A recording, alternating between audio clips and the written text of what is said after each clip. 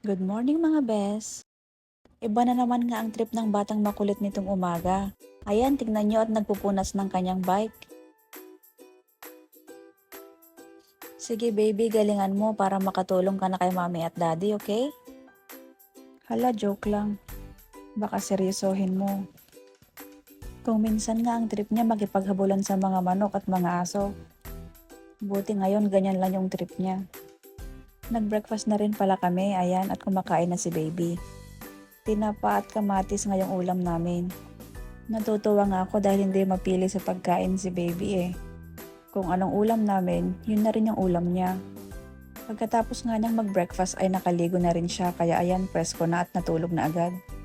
Nag-unbox na rin pala ako ng parcel na in-order ko. Paubos na rin kasi yung diaper at wipes ni baby. Kaya ayan, nirefill ko lang yung cabinet ng mga gamit niya. Niramihan ko na yung in-order ko para hindi sayang yung shipping fee. Clean Font pala yung in-order kong diaper niya. Malambot kasi siya tapos maganda rin yung quality. Tapos hindi pa ganun kamahal kaya okay na okay. O Clean Font baka naman. Tapos yung wipes naman niya ay Unilove. Mura siya at maganda rin yung quality. Kaya yun din lagi yung in-order ko. Inayos ko na rin pala yung mga laman ng drawer kasi halo-halo na yung laman. Tinanggal ko na rin pala yung mga maliliit na sapatos ni baby. Tapos ayan, nag-sterilize na rin ako ng kanyang bottle. Buti na lang at natutulog pa si baby sa kanyang playpen. Kaya ayan, marami akong oras. Napagod at nagutom na nga ako mga bes sa mga ginawa ko. Kaya ayan, kumain muna tayo ng mangga. Indian mango pala yan. 80 pesos ang kilo.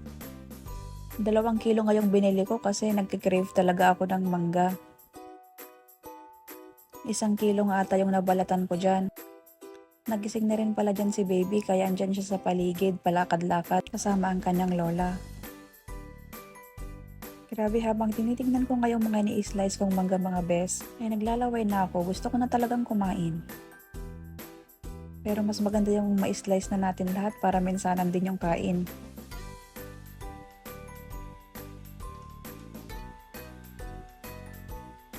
Habang nag-i-slice nga ako ay nandyan din sa likod ko yung batang makulit. Gustong makipaglaro. Ayan na, tapos na. Tara at kumain na tayo. Ang dami kong kakainin, no? 2 naman kasing kaming kakain. Ay 3 pala. Ayan ang batang makulit. Nainggit din kumain ng mangga. Kung ano nga makita niyang kainin namin ay gusto niya ring tikman. Kahit pa maasim, go pa rin siya. Bagoong pala yung sausawan ko dyan mga bes.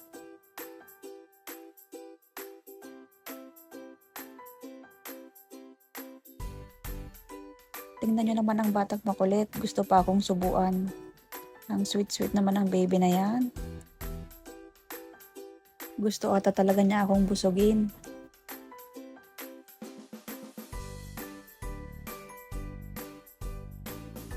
Hanggang dito na nga lang mga bes at uubusin ko na lang yung mangga. See you sa next vlog mga bes. Thanks for watching. Bye!